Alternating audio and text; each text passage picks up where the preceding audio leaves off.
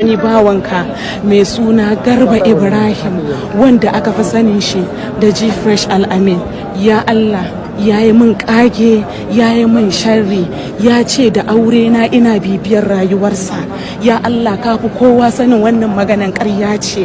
Ya Allah, ya yi min sharri da cewa ina bibiyar rayuwarsa, na hana shi yin aure da aure na, amma ina binsa kuma ina kishi a kansa.